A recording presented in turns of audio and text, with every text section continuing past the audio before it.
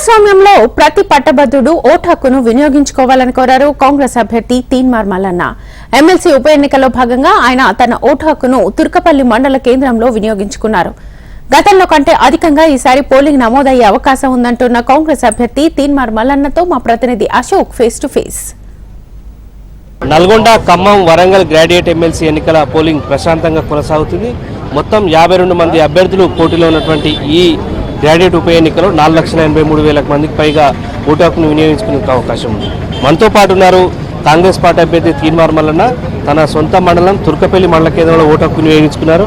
మల్లన్న, ఎట్లా జరుగుతుంది పోలింగ్ సరళి? కూడా మీరు ఎక్కడ మీ ఓటు హక్కు తుర్కపల్లిలో వినియోగించుకున్నారు? ఎట్లా ఉంది పోలింగ్ సరళి?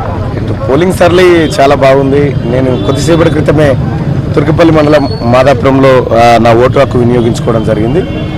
ఇక్కడ బూతుల్లో భాగంగా కొద్దిసేపటి క్రితమే యాదగిరిగుట్ట ఆలేరు ఎమ్మెల్యే గారితో కలిసి, అలాగే భువనగిరిలో మన అనిల్ రెడ్డి గారు ఆధ్వర్యంలో జరుగుతున్నటువంటి పర్యవేక్షణ కార్యక్రమాన్ని ఒకసారి కలిసిపోవడానికి వచ్చాను.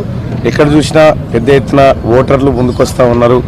సో అసత్య ప్రచారాలు, దుర్మార్గమైనటువంటి ఒక కార్యక్రమాల ద్వారా బీఆర్ఎస్ పార్టీ ఏదో చేయాలనుకుంది, కానీ పట్టభద్రుడు చాలా తెలివి కలవాడు అనేటువంటిది ఈ ఎన్నికల ద్వారా నిరూపితం కాబోతా ఉంది.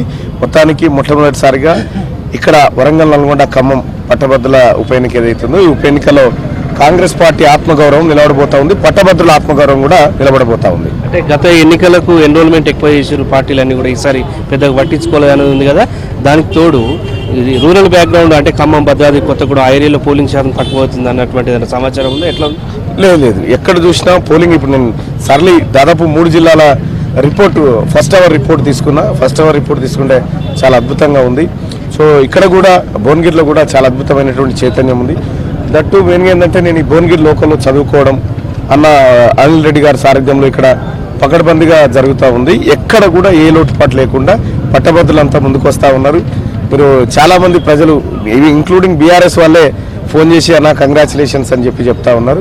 సో ఏదేమైనప్పటికీ కూడా పట్టభద్రుల ఎమ్మెల్సీ ఎన్నిక మేధావుల ఎన్నిక కాబట్టి ఖచ్చితంగా మేధావులంతా ఇవాళ ఇండియా కూటమి వైపు, కాంగ్రెస్ పార్టీని వైపు నిలబడతా ఉన్నారు. వాళ్ళందరికీ ధన్యవాదాలు. గత ఎన్నికల్లో మీరు 2వ స్థానంలో నిలిచారు కదా, ఆ పోలింగ్ శాతం ఎట్లా ఉంది? ఈసారి ఎట్లుండే అవకాశం ఉంది? ఎట్లా ఎక్స్పెక్ట్ చేస్తారు? అంటే పోలింగ్ శాతం బాగానే ఉంటుంది. పోయినసారి అంటే పల్లా రాజేశ్వర రెడ్డి గారు బోగసోట్లు 7 చదివినోని 8 చదివినోని కూడా ఓట్లు వేయించేటువంటి కార్యక్రమం చేసిండు. ఈసారి అది లేకుండా పకడ్బందీగా ఓటు ఎన్రోల్మెంట్ దగ్గర నుంచి కూడా మా కాంగ్రెస్ పార్టీ నాయకత్వం అంతా చాలా సీరియస్గా వర్కౌట్ చేసి ఓటు ఎన్రోల్మెంట్ దాదాపు 3.5 లక్షల ఓట్లు మేమే ఎన్రోల్ చేయిస్తాం కదా.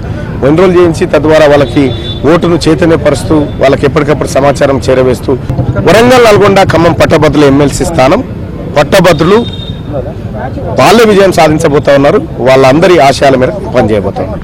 సో ఇది చూడొచ్చు, కాంగ్రెస్ పార్టీ అభ్యర్థి తీన్మార్ మల్లన్న తుర్కపల్లి మండల కేంద్రంలో తన ఓటు హక్కును వినియోగించుకున్నారు. పోలింగ్ సరళి పరిస్థితుల క్రమంలో మనతో పాటు భువనగిరిలో కనిపించారు. ఖచ్చితంగా పట్టభద్రులు ఓటింగ్ శాతం పెంచేందుకు ప్రయత్నం చేస్తూ ఖచ్చితంగా పోలింగ్లో పాల్గొంటున్నారు. గతానికంటే ఎక్కువగా సరి పోలింగ్ నమోదవుతుందని చెప్పేసి తీన్మార్ మల్లన్న